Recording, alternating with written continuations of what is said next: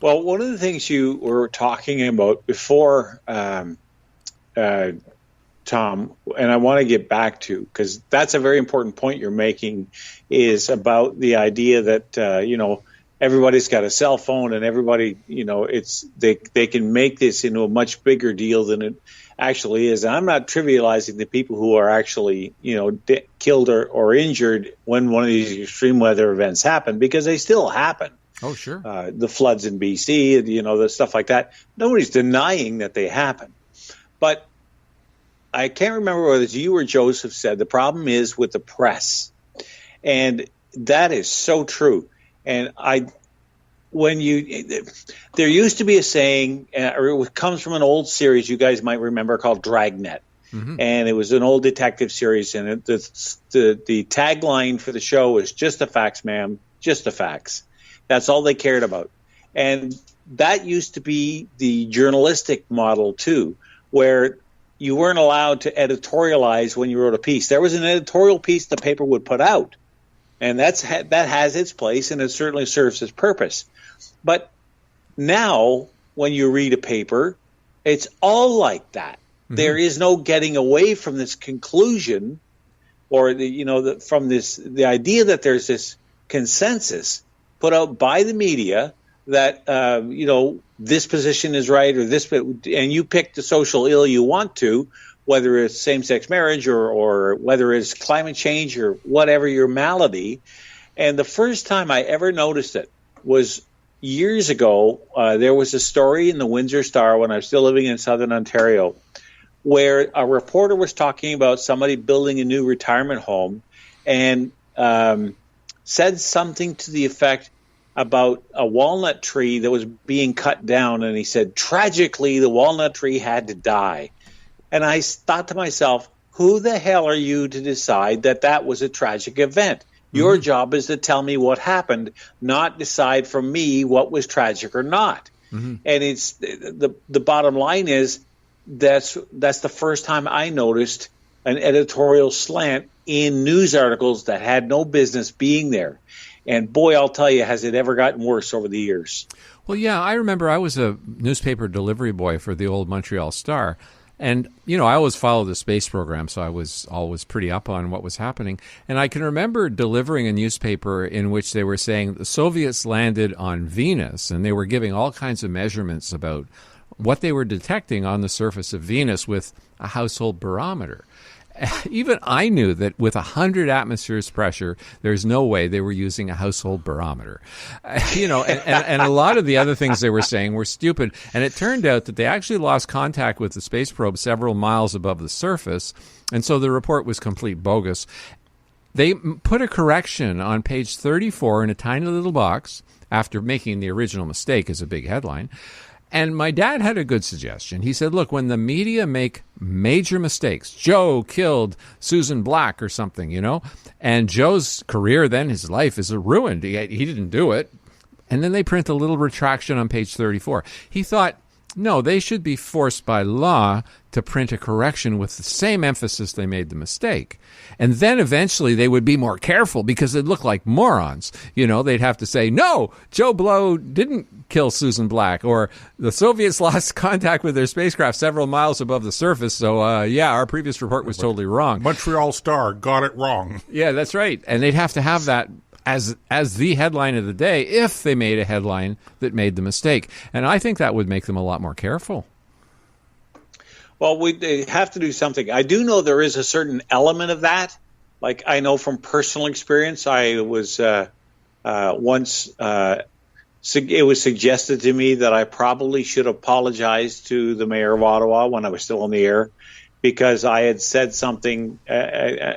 Basically, I was asking why he hired a particular individual on the city's dime. And the mayor had finally had enough, and he said, look, if he doesn't call, if he doesn't apologize, I'm going to take legal action. But that was about, and of course I did. But the point was, it wasn't because it wasn't true. It's because I could substantiate it. So there's certain conditions where they will do that. But generally speaking, that's not the case. Like, how many times have we seen stuff that's just nonsense, like the story you just alluded to, or the you see absolute nonsense printed in the paper, and nobody even says, "Hey, wait a minute, how can 3 and 3 equal 9? You should have a multiplication sign, not a plus sign.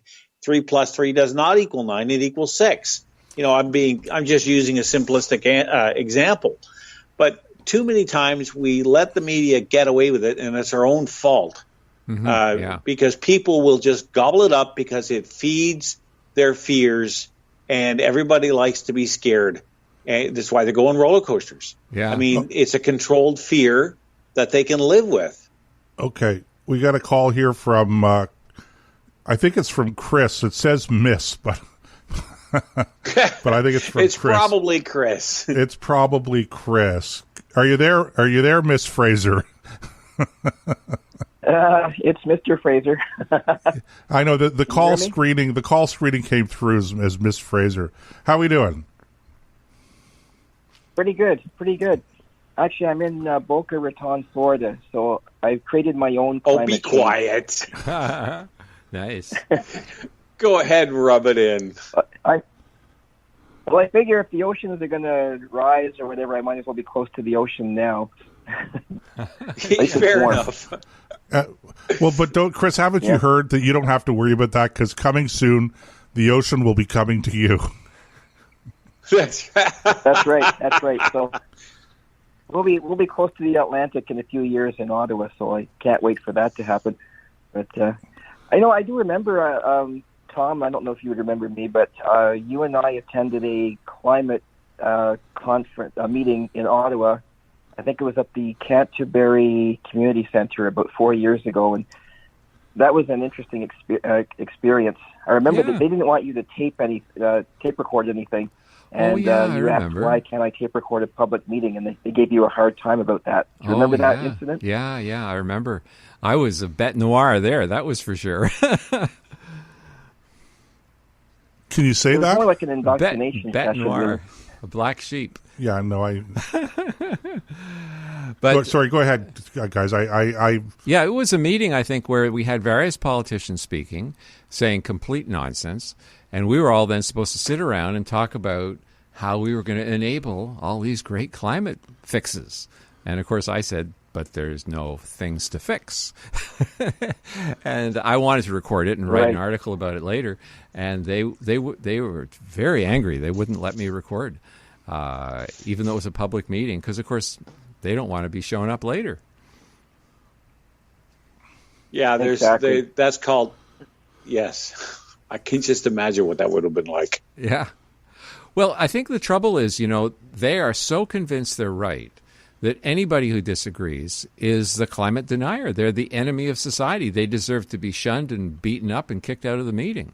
I mean, they simply will not even open their minds to alternative possibilities. And I think a lot of it has to do with the education system. I think that's, it's funny, Chris, I used to speak at high schools, and the students loved it because they always like questioning authority. The teachers were so-so about it. The principal hated it. And after I'd spoken at a few schools, and, they're generally successful, we had a lot of fun, and the students were laughing because I was showing them how silly a lot of it is. I got a letter from one of the principals who had agreed to bring me in, and he said that, and he showed me the actual correspondence he got from the Ontario government telling him, as an employee of the Ontario government, he was not to bring me in because I was saying things that countered Ontario government policy. And I'll never forget that, because that was the end of my speaking at Ontario or Ottawa high schools, because they were told not to bring me in. It's such a shame that we become this type of society where you can't question anything anymore. You can't ask questions. Yeah, you're the enemy if you ask. We're supposed to question theories. Well, that's what science is all about. In fact, Dr. Ball, when he was criticized as being a skeptic, he'd say, thank you. Because, of course, that's what science is. Yeah. You're supposed to be skeptical. Yeah. Because to me, that's a conference, the idea of 5 or 6 years ago where David Suzuki was speaking, and the gentleman in the audience asked him a question. Well, I think the question was, if I can remember correctly, it was, well, if you're saying that climate change is man-made, how do you explain, climate change like 200 or 300 years ago? And Mr. Suzuki just let him have it, and I was like shocked that David Suzuki just lost his temper just because the guy asked that simple question. Oh, right. And I had an interaction with David Suzuki in 1999. Suzuki was speaking before about 1,000 people at the Congress Center here in Ottawa.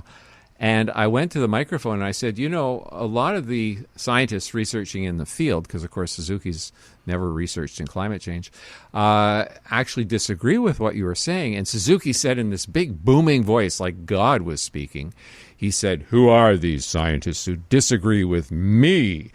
And so I went to the mic to answer because I had brought a number of scientific papers from MIT and other places. And I started to answer, and they turned off my mic. And I knew how to turn it back on, so I turned it back on. And I said, David Suzuki asked me a question. I have a good answer. And so Suzuki turned to the moderator and said, well, then I withdraw the question. And they pulled a power to the PA system until I sat down. So, the next day, my wife actually sent a letter to the editor, which was published. And she said, is David Suzuki's point of view so weak it cannot withstand rational debate? So we got him back. Ouch. Great. Well, it's great to hear you guys. I love it. Yeah, and they did publish. Let you go, but I'll listen to the rest of the show. Well, Chris, don't let us go until you do one thing for us, and that is Nick really wants to know what the weather's like in Boca Raton tonight. Right now, it was like in the high 70s today. It's nice. 21 right now, 21 Celsius. Oh, that's great. So, oh my God. So, is it safe to say you haven't had much snow there? Not much snow here at all. Yeah, I think that goes without saying. Wow. Had much well, go have a swim in the pool for us. All right, great. Thanks for the call, Chris. We appreciate the call. Okay, so that was Chris calling from Boca Raton. Actually, Chris from Ottawa via Boca Raton. Wow, that's great. Yeah. I hope he enjoys it because he was talking about sea level, and we always hear about the Maldives, it being risk of being submerged. Oh my God, the poor Maldives. They hold press conferences standing in knee-deep water to emphasize it. But I saw that. Yeah, Niels Axel Morner, he's passed away recently, but he's one of the leading experts on sea level, and he actually went to the Maldives, and he took various core readings to determine what were Maldives sea level, 100 years ago, 500, 1,000, 5,000. And he prepared a graph, which is pretty amazing. He shows a new sea level curve of the Maldives. And what he shows is that, let's see, I'll just pull it up here. He shows that about 400 years ago it was higher than today. 800 years ago it was higher than today. 1,000 years ago, 1,400, 2,000, and a long period between 3,000 and 4,000 years ago, it was higher than today. So a lot of this is just absolute bunk. One of the reasons that the Maldives and some islands are sinking is because they're ruining their own islands. These are coral atolls, okay? And they do two things which are really bad for them, is they put in a lot of pollution, which kills the coral, and of course then the coral island starts to sink. And the other thing they do, which I think is really incredibly stupid, is the coast of the Mediterranean uses concrete breakwaters. They push them out into the Mediterranean to keep the sand from drifting away.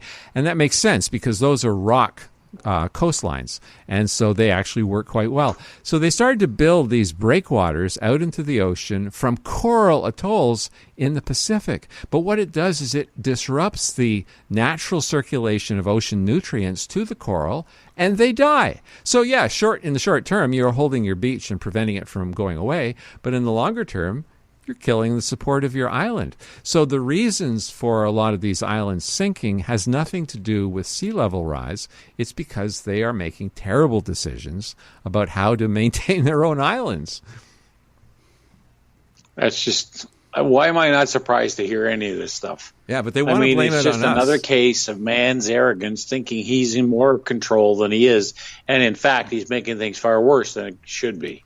Well, right, and then they can demand huge restitution from the West. I mean, this is one of the things they were trying to get a deal on out of Glasgow, and they wanted to. Africa said, for example, if the West has to pay them, Africa, when you add up all the countries, it comes out to $3 trillion. India is demanding $1 trillion.